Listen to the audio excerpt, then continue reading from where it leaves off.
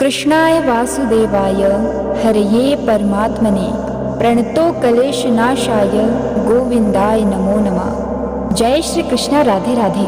तो बंधुओं, आज हम इस वीडियो में श्रीमद् भगवत गीता का 13वां अध्याय क्षेत्र क्षेत्रज्ञ विभाग योग श्रवण करेंगे। बंधुओं, हम आगे बढ़ते हुए 13वें अध्याय में पहुंच चुके हैं। जब आप आगे चलकर इस अध्याय को श्रवण करेंगे तो आप जानेंगे कि एक ही शरीर के अंदर दो प्रवृत्तियां हैं। एक जो परमात्मा में विश्वास दिलाती है, दैवी संपद है। दूसरी आसुरी संपद है, जो ये विश्वास दिलाती है कि दुनिया है, इसमें हम बस मजे मस्ती करने के लिए आए हुए हैं और चले जाएंगे। लेकिन एक जो है, उस परमात्मा में, परम प्रभु में आपका जो विश्वास है उसे और सुदृढ़ करती है। जब आपके शरीर के अंदर विचारों में आसुरी संपद का बाहुल्य हो जाता है तो ये जो शरीर है कुरुक्षेत्र बन जाता है। जब इसी शरीर में, इसी मन में दैवी संपद, अच्छे विचारों का बाहुल्य होता है, जब वे इकट्ठे हो जाते हैं तब यही शरीर धर्म क्षेत्र बन जाता है। ये जो उतार चढ़ाव है चलता रहता है, ऊपर नीचे होता रहता है। फिर जब दोनों में युद्ध होता है तो फिर दैवी संपद बढ़ती जाती है और आसुरी संपद गायब होती जाती है। और आसुरी संपद जब खत्म हो जाती है तब परमात्मा के दिग्दर्शन की अवस्था आती है। और जब आसुरी संपद खत्म हो गया है तो दैवी संपद किससे युद्ध करे?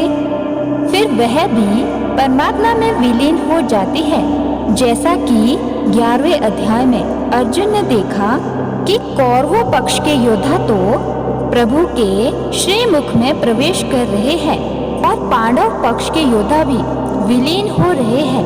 यानी कि आसुरी संपद के खत्म होने के बाद दैवी संपद भी विलीन हो जाती है।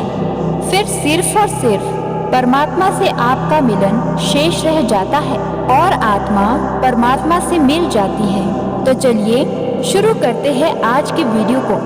इससे पहले कि आप श्रीमद् भगवत गीता के 13वें अध्याय की शिक्षाओं में खो जाएं, अगर आप इस चैनल पर नए हैं और आपने अभी तक इसे सब्सक्राइब नहीं किया है तो आज ही चैनल को सब्सक्राइब करके बेल आइकन को प्रेस कर दीजिए ताकि हमारी वीडियोस की नोटिफिकेशन आपको मिलती रहे।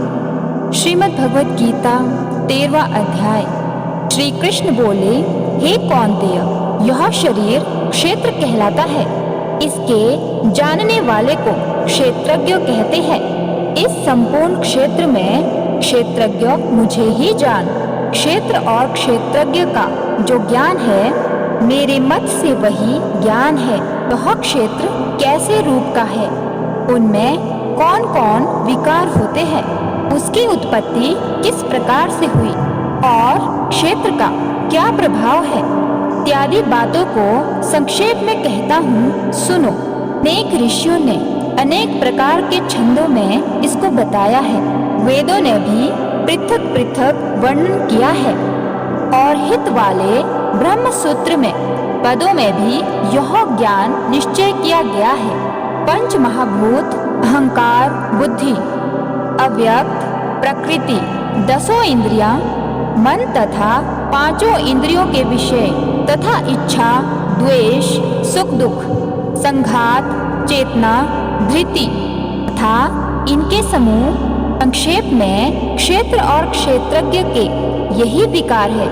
मान और पाखंड से रहित अहिंसा, सहनशीलता, सरलता, गुरु की सेवा, पवित्रता, अपने मन का संयम, इंद्रियों के विषय में विरक्त, अहंकार रहित और जन्म, मृत्यु, बुढ़ापा, रोग, दुख आदि दोषों को देखना, पुत्र, स्त्री, गृह इत्यादि में सख्ती न करना और इनमें अपने को सुखी दुखी ना मानना और इष्ट अनिष्ट की प्राप्ति में हर्ष विषाद रहित रहना, अनन्य भाव से मेरी भक्ति करना, एकांत में रहना, जन समूह में रहने से विराग, सदा स्मरण रहना, कि मैं परम परमात्मा का ही अंश हूँ। ज्ञान प्राप्ति के उद्देश्य से मोक्ष को सबसे श्रेष्ठ मानना, इसे ही ज्ञान कहते हैं। इससे जो भिन्न है वह अज्ञान है।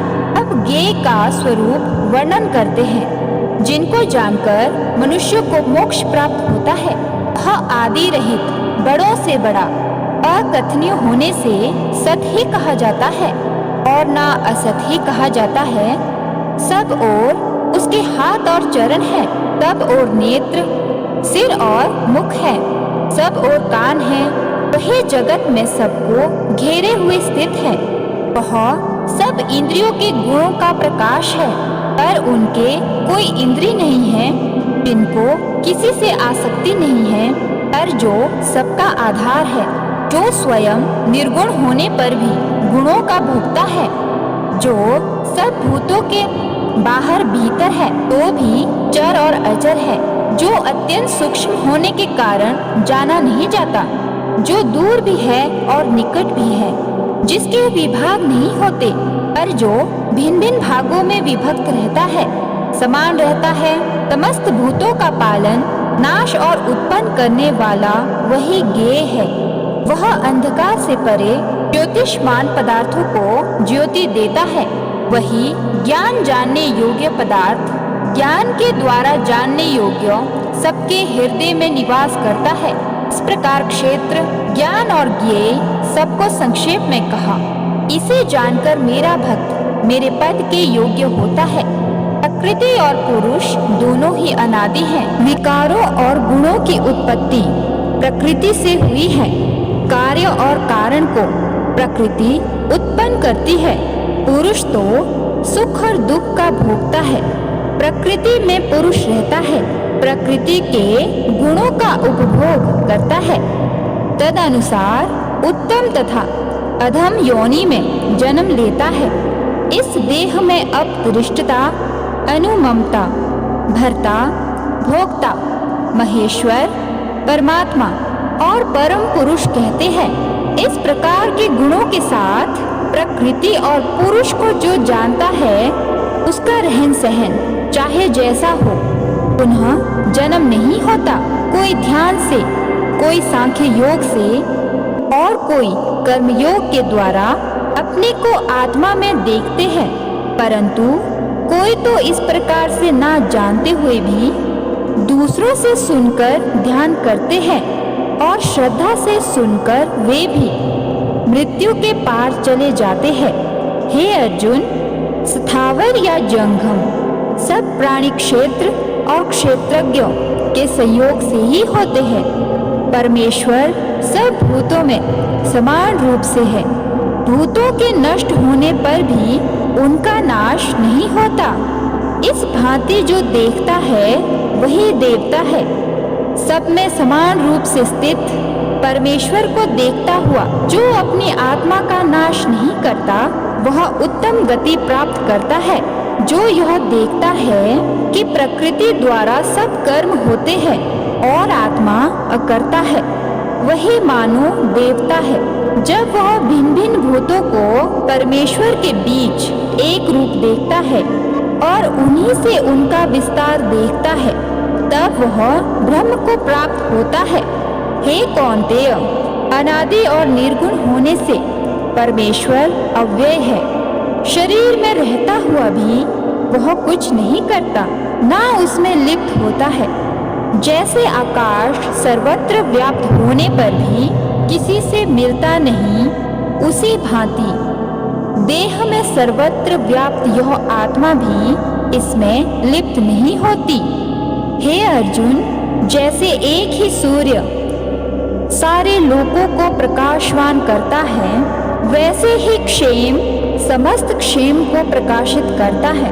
जो लोग ज्ञान दृष्टि से क्षेत्र, क्षेत्रज्ञ का भेद तथा भूतों की प्रकृति देखकर मोक्ष का उपाय जान लेते हैं, वे परम पद को पा लेते हैं। तो बंधुओं, ये था श्रीमद् भगवद गीता का 13वां अध्याय।